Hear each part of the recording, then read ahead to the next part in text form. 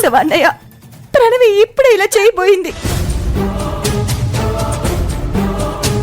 సాయంత్రంలోపు విషయం తేల్చకపోతే ఎట్టి పరిస్థితుల్లోనూ నా బిడ్డ ప్రాణాలతో ఉండదన్నయ్య. కన్న బిడ్డ ప్రాణాల్ని కాపాడుకోలేని దౌర్భాగ్య స్థితిలో నేనున్నాను. అమ్మా,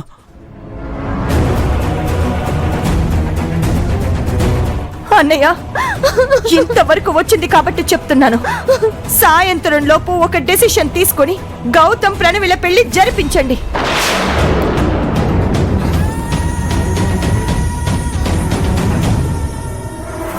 లేదు, అది కుదరదు అంటారా? ఎన్ని రోజులు మీకోసమే నా జీవితాన్ని దారబోసాను. ఇప్పుడు మీ ముందే నా ఊపిరి తీసుకుంటాను. ఇక్కడే నేను, నా కూతురు ఇద్దరం చేస్తాం. ఇంద్రాణి, అత్తయ్య,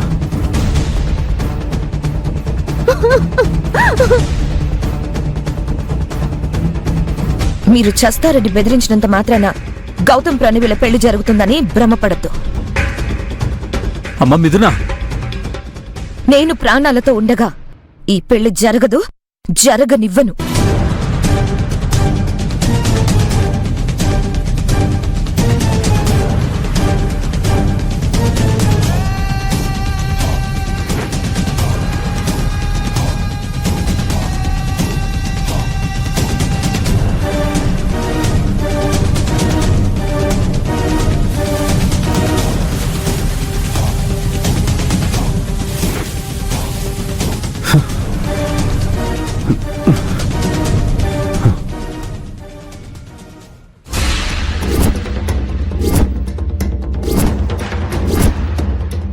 నువ్వు అసలు మనిషివే కాదు. నిన్ను చూస్తుంటే అసహ్యం వేస్తుంది. ఛీ, నిన్ను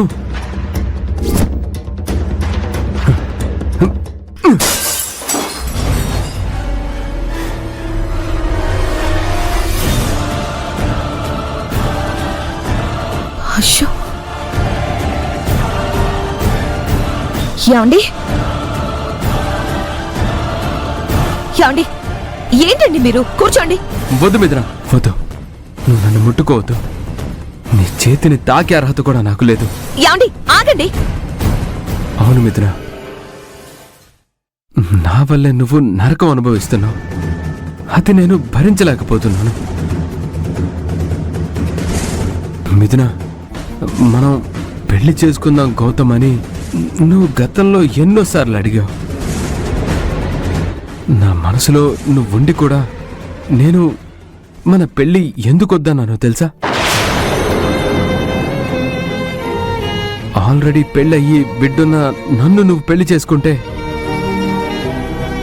సొసైటీలో అవమానాలు ఎదుర్కొంటావని. అప్పటికి ఎన్నో కష్టాలు అనుభవించి నీకు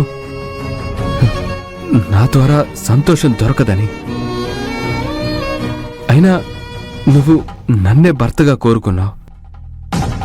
నీతోనే నా సంతోషం అన్నావు.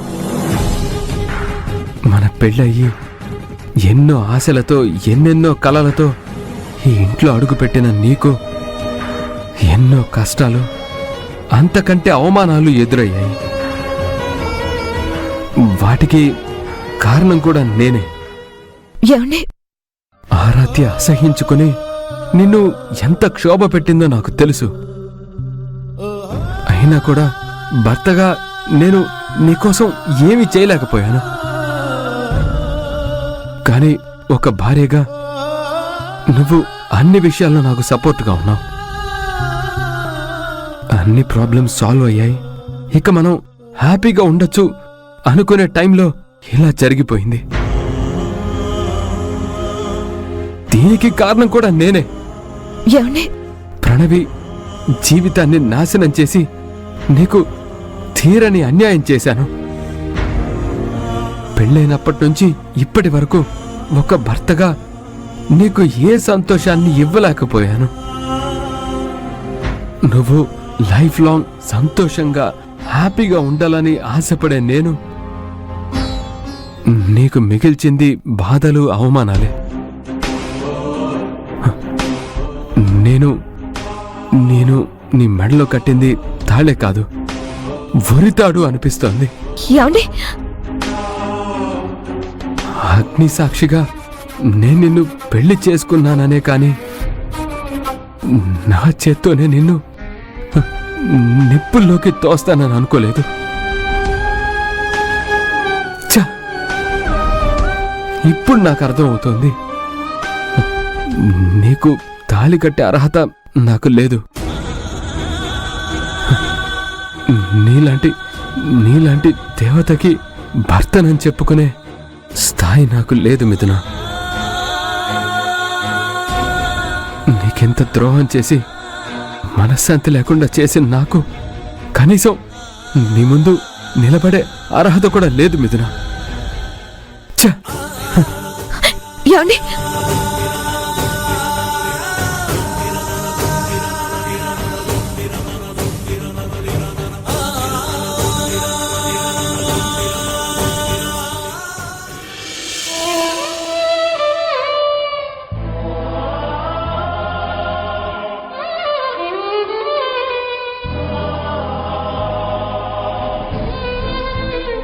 ఇదంతా చూస్తుంటే జరిగింది పక్కా ఫేక్ డ్రామా అని అర్థమవుతుంది. కానీ జరిగిందని నేను ఎలా నిరూపించాలి? కానీ గౌతమ్ మాత్రం తప్పు చేశాడనే భ్రమలోనే ఉన్నాడు. ఏదో జరిగిపోయిందని, అదంతా నిజమని నన్ను అవాయిడ్ చేస్తూ తనలో తనే కుమిలిపోతున్నాడు. ఈ సిచ్యుయేషన్ నుంచి ఎలా బయటపడాలి?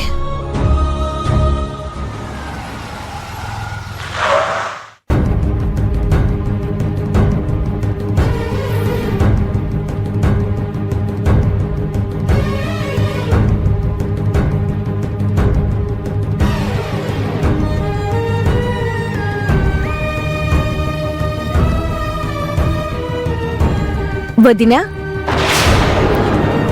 వదినా. కల్పన, వచ్చావా? పేరెంట్ టీచర్ మీటింగ్ అటెండ్ అయ్యావా? మీటింగ్ అటెండ్ అయ్యాను వదినా. మీటింగ్ అయిపోగానే పిల్లల్ని గేమ్స్ ఆడించడానికి ప్లే గ్రౌండ్ కి తీసుకెళ్లారు. ఇక నేను వచ్చేసాను. ఈవినింగ్ వెళ్ళి పిల్లల్ని తీసుకొని వస్తాను. అలాగే. అవును, ఏంటదినా అంత పరధ్యానంగా ఉన్నావు? మళ్ళీ ఏమైనా గొడవ జరిగిందా? అంతకన్నా పెద్ద గొడవ ఏం జరుగుతుంది కల్పన?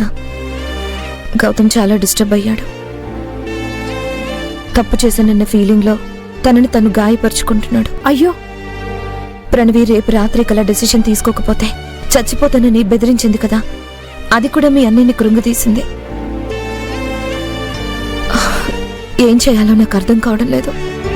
వదినా, చూస్తుంటే నాకు కూడా ఇదంతా ప్రణవి కుట్రలా అనిపిస్తుంది. నిన్ను ఎంతో ప్రేమించే గౌతమ్ అన్నయ్య తప్పు చేశాడంటే, నీకు ద్రోహం చేశాడంటే నేను అస్సలు నమ్మను. నా అభిప్రాయం కూడా అదే కల్పన. కానీ నిజం ఎలా నిరూపించాలో నాకు అర్థం కావడం లేదు. ప్రణవి నుండి గౌతమ్ని ఎలా కాపాడుకోవాలో నాకు తెలియడం లేదు.